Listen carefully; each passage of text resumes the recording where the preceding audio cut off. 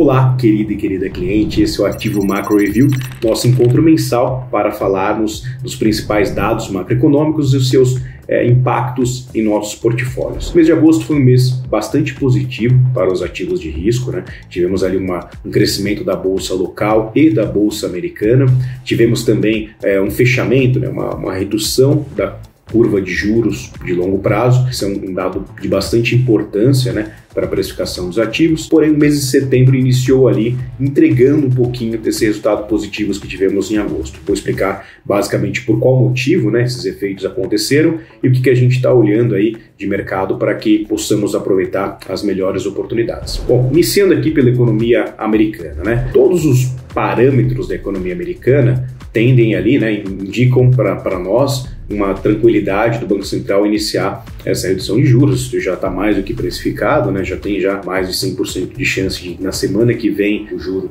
americano reduza, né? Grande parte do mercado espera uma redução de 0,25%.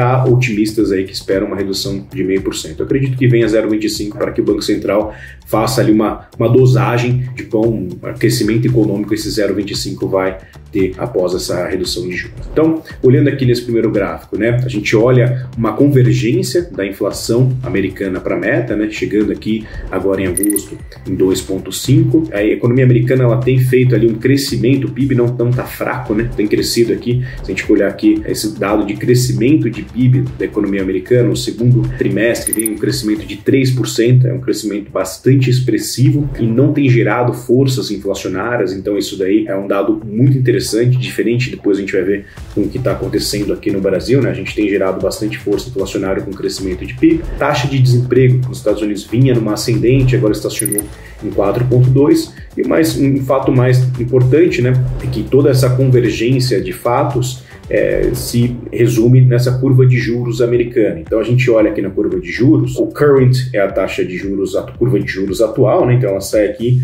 de 4,6, 4,7, é uma curva de juros de 30 anos, então mostra a expectativa dos players de mercado quanto aos juros na economia americana. Se a gente olhar um mês atrás, essa curva reduziu drasticamente, né? Ela sai de 5% para esse 4,6 aproximadamente. O dado de curva de juros, além de olharmos os juros à vista, né, olharmos os juros de longo prazo, significa ali uma credibilidade de que a economia, a inflação está entrando no eixo e dá essa possibilidade, né, de que o condutor da política monetária, né, o Federal Reserve, consiga ali reduzir a taxa básica de juros e seguir nesse formato, né. Então, para a economia americana, essa é uma notícia muito boa, né, a gente com um juro de longo prazo menor, os ativos de risco começam a performar mais. Tivemos ali um movimento que a gente denomina rotation, que é uma saída das big techs e uma entrada em ativos, setores mais sensíveis, né, a essa queda de juros. Foi um evento que ainda teve uma sensibilidade, teve um movimento até que pequeno. A gente esperava uma queda maior em big techs que pudesse impactar, né, o índice cheio, o S&P cheio, mas não é o que a gente verificou. A gente viu uma pequena correção no S&P, vou mostrar o gráfico depois detalhadamente, mas essa correção já foi revertida e ainda estamos numa tendência de alta do índice como um todo. Tratando-se de Brasil, né? Brasil vem com um crescimento forte do PIB, então iniciando pelo crescimento aqui, diferente dos Estados Unidos, tá com 1,4 no segundo tri. Esse crescimento forte tem gerado ainda pressão inflacionária e é isso que tem gerado bastante preocupação no condutor de política monetária. Então as expectativas até então era que a gente finalizasse o ano com uma taxa básica de juros em 10,5%, mas o relatório Focus desse mês, aliás, dessa semana, na segunda semana de setembro, veio ali uma expectativa de mercado com uma taxa básica de juros finalizando em 11,25%. É um mecanismo de metas para a inflação, que é o vigente atual no Brasil. Ele trabalha com expectativas, uma vez que essas expectativas de mercado são ancoradas, o condutor da política monetária ou ele tem ali uma possibilidade de ir a favor com essas expectativas ou de tentar mudá-las antes de fazer alguma condução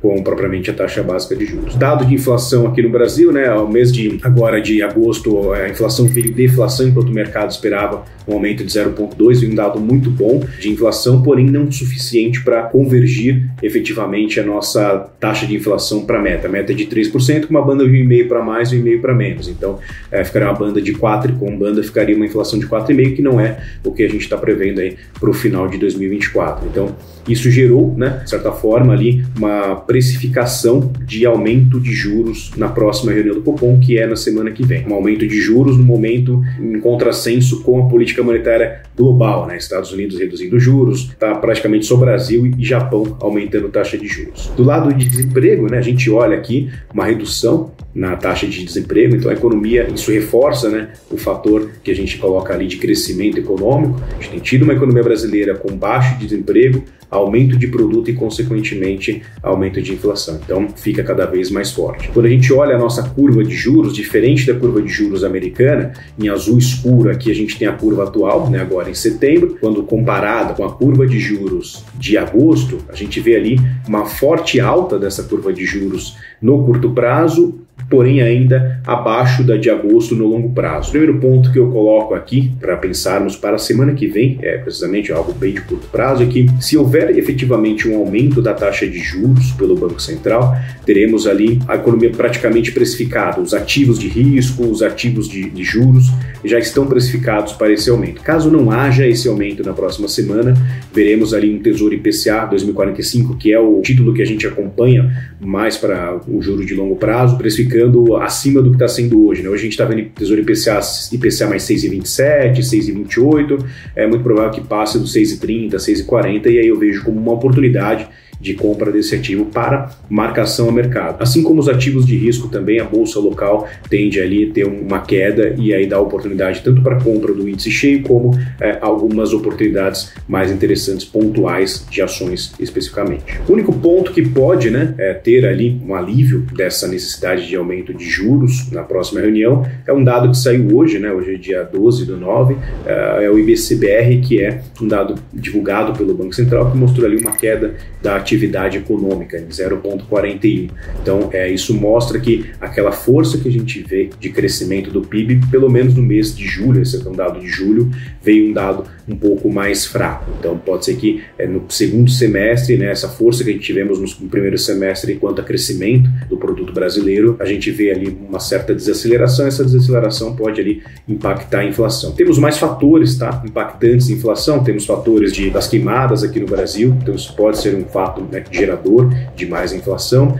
Temos o câmbio também apreciado ainda, né, um dólar muito forte, que pode ser um fator gerador de inflação. Sobre o câmbio, né, como teremos ali essa possibilidade de aumento em 0,25 no juros brasileiro, em contrassenso com uma queda de juros americana, pode ser que o câmbio tenha ali uma redução nessa taxa. O relatório Fox mostrando um câmbio para o final do ano de 5,35. Então, eu acredito que esse câmbio vem ali com essa redução de juros americana, ou manutenção de juros brasileira, ou aumento do juros brasileiro, o câmbio venha a nos favorecer a reduzir, né, essa apreciação do dólar frente ao real. Quanto à bolsa, né, olhando agora a bolsa americana, é um ETF que eu gosto muito de olhar, o IVVB11. Esse ETF, ele sai daqui, olha o preço dele de 329 e chega a 356, com uma correção agora em setembro, mas a tendência ainda é de alta, mesmo com as Big Techs corrigindo um pouco, né, a forte apreciação que teve durante o ano todo.